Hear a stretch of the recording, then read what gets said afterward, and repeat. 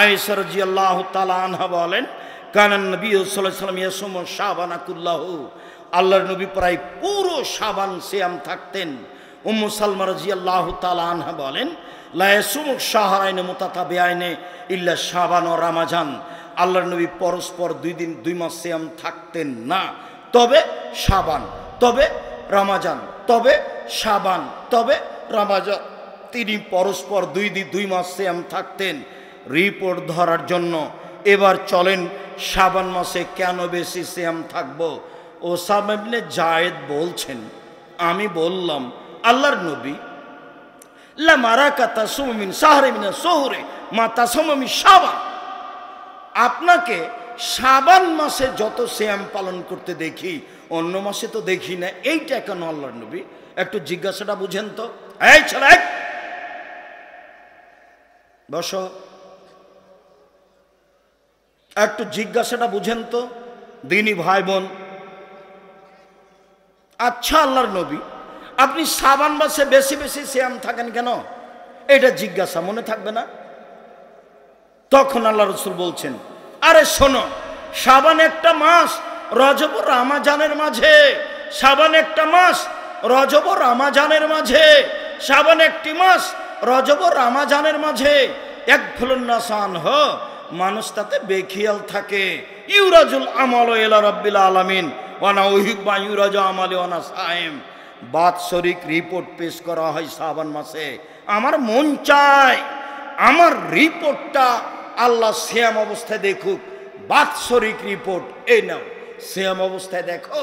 আমার মন চায় আমার রিপোর্টটা আমি আল্লাহর কাছে পেশ করি সিয়াম অবস্থায়। তো নবীর জানা ছিল না সেই দিন কোন দিন, যার কারণে তিনি বেশি বেশি সিয়াম থাকতেন। রিপোর্ট, খালি রিপোর্ট, খালি রিপোর্ট, আজ কাল পরের দিন পরের দিন পরের দিন, একবারে প্রায় শাবান 20-25 পর্যন্ত। তবে রমজানের সাথে মিলাতেন না, খালি রিপোর্ট ধরার জন্য। কিভাবে কিভাবে ভারত বাংলাদেশ পাকিস্তানের আলেম ওলামা জেনে নিলেন সেদিন 15ই শাবান। তাই তারা কলকারখানা, অফিস আদালত, কোর্ট কাছারি, শিক্ষা প্রতিষ্ঠান সব কিছু বন্ধ করে রাতে গোসল করে আতর গোলাপ মেখে দিনে সিয়াম থাকে। একবারে নগদ ডাহা মিথ্যে। আল্লাহর নবী রিপোর্ট ধরার জন্য প্রায় 15 দিন পর্যন্ত, 20-25 দিন পর্যন্ত সিয়াম থাকতেন। চলেন এবার হিসাব দেখায়। 1 মুহররমের 2 দিন সিয়াম, 2 আরাফার 1 দিন সিয়াম, 3 প্রতি মাসে 3 দিন সিয়াম, 4 শাওয়ালের 6 দিন সিয়াম, 5 জুলহিজ্জার 1 থেকে 9 পর্যন্ত সিয়াম, 6 শাবানের 1 থেকে নিয়ে 15 দিন পর্যন্ত সিয়াম। এক টানা জিদ করে করতে হবে, জীবন বাজি রেখে আজকে রাতে সিয়াম ধরতে হবে। আপনাকে আমি অনুরোধ জানাচ্ছি, আপনি আমার দিনী ভাই, আপনি আমার দিনী বোন, সারাদিন না খেয়ে থাকলে কোনো সমস্যা নেই। কই আমি তো ছাত্র জীবনেও হানাফি প্রতিষ্ঠানে পড়াশোনা করতাম, কোথায় সাহারি হিসাব নিকাশ নেই, এখনও সাহারির হিসাব নিকাশ হয় না, সময় হলে রাখার চেষ্টা করি। আপনি আমার দিনী বোন, আপনি আমার দিনী ভাই, কেন আপনি সিয়াম থাকবেন না? কেন থাকবেন না? ইবাদতের জগতে সবচেয়ে ব্যতিক্রম ভিন্ন ধরনের দামি ইবাদত, এত বড় দামি ইবাদত দুনিয়াতে নেই। দান ভিন্ন জিনিস, দান একটা থেকে আর একটা ঘটায়। সিয়াম ভিন্ন জিনিস, সিয়াম দিয়ে নগদ জান্নাত পাওয়া যায়। মর্মে আপনাকে আমি আন্তরিকভাবে অনুরোধ জানাচ্ছি, আপনি নফল সিয়াম পালন করতে শিখুন। আপনি আমার দিনী ভাই, আপনি নফল সিয়াম পালন করতে শিখুন। সম্মানিত দিনী বোন, আপনারা তো দুপুরের টাইমে অনেক মহিলাই ছিলেন, বিশেষ করে তেঘরার সব দিনী বোনেরা উপস্থিত ছিলেন। আপনার সাদকে আমি স্বাগতম জানাই। তেঘরার সম্মেলনে মাঠে এসেছেন সলাত আদায়ের জন্য, আমি আপনার সাদকে স্বাগতম জানাই, আপনার মনের ইচ্ছাকে স্বাগতম জানাই। বিনিময়ে আল্লাহর কাছে দাবি রাখি, যারা উপস্থিত আছেন তাদেরকে একটা কথা বলি। আল্লাহর নবী যখন বললেন মহিলাদের জন্য জান্নাতের সব দরজা খোলা, মহিলাদের জন্য জান্নাতের সব দরজা খোলা, তখন তিনি বললেন 1 5 ওয়াক্ত সালাত, 2 রমজান মাসের সিয়াম রোজা, 3 স্বামীকে মেনে চলা, 4 জেনায় লিপ্ত না হওয়া। দুর্ঘটনা জেনা যদি ঘটেই যায় তাহলে তওবা করেন, পথ ভালো হয়ে যাবে। শুধু পথ ভালো নয়, আজ থেকে যদি আপনি জেনা বন্ধ করতে পারেন পৃথিবীর যে কোনো বিপদ থেকে বেঁচে যাবেন। প্রমাণে বুখারী মুসলিম। আব্দুর রাজ্জাক সাহেব একটু বুঝিয়ে বলেন তো ঘটনা কি? জেনা বন্ধ করলে যে কোনো বিপদ থেকে বেঁচে যাবে মানে? হ্যাঁ, হাদিস তো বুখারী মুসলিম। ওই যে আপনার মনে আছে, ওই যে 3 জন লোক রাস্তায় হাঁটছিল, তো এক গর্তে ঢুকলো, বৃষ্টির কারণে একটা পাথর এসে মুখে পড়লো, এবার তো বের হতে পারবে না। একজন তো বলল বাপ মাকে ভালোবাসি, সরিয়ে দাও, তা আল্লাহ বললেন দিলাম। একজন তো বলল একটা কাজের লোক নিয়েছিলাম, টাকা দিলাম, নিল না, চলে গেল। অনেক দিন পরে এসে বলছে টাকা দেন। আমি বললাম গরু ছাগল নিয়ে যাও, আমাকে বলছে মজাক করবেন না, একদিনের টাকা দেন। আমি বললাম মজাক করিনি, সব নিয়ে যাও, এই যে একটু সরিয়ে দাও। তো তৃতীয় জন বলছে আল্লাহর নবী, আমার চাচাতো বোনের সাথে আমি জেনা করতে চেয়েছিলাম, তো আমি গরিব মানুষ, আমার বোন মনে করেছিল আমি মনে হয় 100-200 স্বর্ণের মুদ্রা জমা করতে পারবো না। তখন আমাকে বলেছে এই তুই যদি 200 স্বর্ণ মুদ্রা দিতে পারিস না তাহলে আমি তোর সাথে জেনায় লিপ্ত হব। তো আমার চাচাতো ভাই একবারে জীবন বাজি রেখে এতটি স্বর্ণের টাকা নিয়ে চলে এসেছে।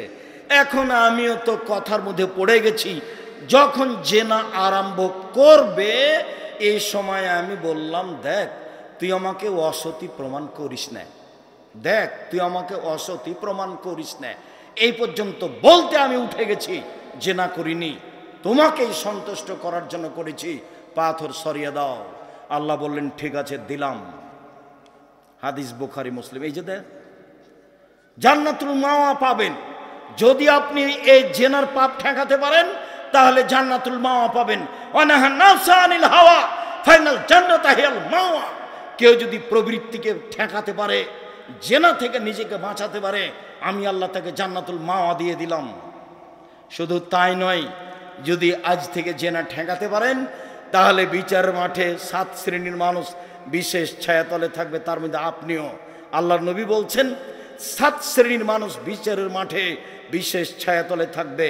তার 1 শ্রেণীর মানুষ সম্ভ্রান্ত পরিবারের মহিলা, জেনার ডাক দিল, তখন লোকটি বলল আমি আল্লাহকে ভয় করি, বা মহিলাই বলল আল্লাহকে ভয় করি, তখন সে 7 শ্রেণীর মানুষের মধ্যে চলে যাবে। অতএব 1 5 ওয়াক্ত সালাত, 2 রমজান মাসের সিয়াম, 3 স্বামীকে মেনে চলা, 4 জেনায় লিপ্ত না হওয়া। আব্দুর রাজ্জাক সাহেব, বক্তব্য শুনতে আপনার ভালো লাগে, তো স্বামীর ব্যাপারে আপনি এত বলেন কেন? আমাদের তো কিছু বলেন না। আপনার প্রতি আমার আন্তরিকতার অভাব নাই, কিন্তু আমার কিছু করার নেই। আল্লাহ নবী এভাবেই বলেছে। দেখেন আপনি 1 মিনিট, এই ছেলে দেখো, এই মেয়ে খালেদা তুমি দাঁড়াইলে কেন, বসো। দেখেন সিরিয়াল, 1 নবীগণ জান্নাতে যাবেন, 2 শহীদেরা জান্নাতে যাবে, 3 সত্যবাদীরা জান্নাতে যাবে, 4 মহিলারা জান্নাতে যাবে, বাস হয়ে গেল। তো 4 যখন বললেন তখন আল্লাহর নবী আরেকটু বললেন, সেটা হলো এই যে ওই মহিলারা জান্নাতে যাবে কারণ বশত যদি স্বামী রাগ করে তাহলে স্বামীর হাত ধরে বলে যতক্ষণ পর্যন্ত আপনি খুশি না হবেন ততক্ষণ পর্যন্ত আমি কোনো কিছু খাবো না। এই নারী জান্নাতি নারী। আমি কি করতে পারি বলেন? সেটা তো এটাই হলো। একজন মহিলা একটা কাজে এসেছে, রসুলের কাছে চলে যাচ্ছে। শোনো শোনো শোনো মহিলা শোনো, তোমার স্বামী আছে? জি আছে। তো তোমার স্বামীর কাছে কেমন? বলে আমি চেষ্টা করি। বলো কি চেষ্টা করো মানে? হুয়া জান্নাত তোকে না রোকে, তোমার স্বামী তোমার জাহান্নাম, তোমার স্বামী তোমার জান্নাত, তোমার স্বামী তোমার জাহান্নাম, তোমার স্বামী তোমার জান্নাত। এই কথা মুহাম্মদ সাল্লাল্লাহু আলাইহি ওয়াসাল্লাম বলেন। আপনি আমার দিনী বোন, কোনো সময়ই স্বামীর উপর রাগ করবেন না, তিতা লাগুক মিঠা লাগুক মেনেই চলেন। মাস মাস দিন দিন সপ্তাহ সপ্তাহ কথা বন্ধ রাখবেন, এটা ঠিক নয়। কথা বলছেন না, মাস কেটে যাচ্ছে, এটা ঠিক নয়। সম্মানিত দিনী ভাই বোন, আমি আপনাদেরকে আজ থেকে নফল সিয়ামের আন্তরিক জোরালো অনুরোধ জানিয়ে এবছরের সম্মেলনে এত কম দান করছেন কেন আমি বুঝতে পারছি না। আমি তো আপনাদের সাথে আছি, তো মন ছোট করলে হবে? টাকা পয়সা দান করতে হবে। জামিয়া সালাফিয়া আপনাদের যেমনভাবে প্রাণ দিয়ে ভালোবাসেন তেমনিভাবে দান দিয়ে ভালোবাসবেন। ব্যয়বহুল খরচ, ছেলেরা মেয়েরা তো আছেই, বাড়ি তো নির্মাণ আছে, ঘর তো চারতলা আছে, এখনও মানুষ টাকা পয়সা পাবে। সম্মানিত দিনী ভাই বোন, আমাদের ছেলেরা যাচ্ছে যেটুকু সম্ভব। আল্লাহ রসুল বললেন, যে যতটুকু দিল আল্লাহ তুমি তার ততটুকু পূর্ণ করে দাও, যে যতটুকু দিল না তুমি তার ততটুকু ক্ষতি করে দাও। ছেলেরা আপনাদের সামনে যাচ্ছে, আমাদের মেয়েরা মহিলা বৈঠকে আপনাদের সামনে যাচ্ছে। কোনো মেয়েকে আপনারা ফিরিয়ে দিবেন না। 10 টাকা হোক, 50 টাকা হোক, 500 টাকা হোক। আমি 10 টাকা বলি, এর অর্থ এই নয় যে 10 টাকাই হতে হবে। 10 টাকায় 1 কাপ চা লাগে, তা আপনি 5 কাপ 3 কাপ চায়ের টাকা দিবেন, তা আপনি এমনিতে ওটা পার হয়ে যাবে, অথচ আপনি ক্ষতি থেকে বেঁচে গেলেন। আর দান মানে বিপদ থেকে বেঁচে যাবেন, দান মানে ব্যবস্থা নিরাপদে, দান মানে আপনি নিরাপদে, দান মানে কবরের শাস্তি বন্ধ, দান মানে যারা মরে গেছে তাদের পাপ মিটে যাবে।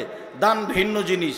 সকল দিনই ভাই বোনকে আমি মন থেকে জামিয়া সালাফিকে ভালোবেসে 1 টাকা হলেও, 50 টাকা হলেও, 500 টাকা হলেও, 1000 টাকা হলেও, যার যতটুকু সহজ সম্ভব সবকে আমি দান করার জন্য আন্তরিকভাবে অনুরোধ জানাচ্ছি। বৈঠকি দানে সবাই অংশগ্রহণ করবেন। সময়ে সবাই নিজ নিজ ইচ্ছে মতো জাকাত দান দিয়ে যাবেন। জামিয়া সালাফিয়া আপনাদের সকল দিনই ভাই বোনকে মন থেকে সম্ভবপর দান করার জন্য অনুরোধ জানিয়ে বলছি, আল্লাহ যে যতটুকু দিচ্ছে দিল, তুমি তার ততটুকু পূর্ণ করে দাও। যে যতটুকু দিল না, আমাদের কিছু করার নেই, তার ততটুকু এমনিতেই ক্ষতি হয়ে যাবে। এ কথাই ফেরেশতারা আল্লাহকে বলেন। অতএব তুমি মানুষের অন্তরটা পরিবর্তন করো, যাতে করে কিছু না কিছু হলেও দান করতে শিখে। তাদের হাত বড় করে দাও। আলিয়াদুল উলিয়া খায়রুম মিন ইয়াদিস সুফলা, দেওয়া হাত ভালো নেওয়া হাতের চেয়ে। যাওয়ার সময় যেসব বইগুলি আছে নিয়ে যাবেন। আল ইতেসাম পত্রিকার এজেন্ট হবেন। জামিয়া সালাফের বড় বড় কাজ আপনারা অবগত আছেন। তার একটা বড় কাজ হচ্ছে আল ইতেসাম পত্রিকা। সবাই ইতেসাম পত্রিকা নিয়ে যাবেন।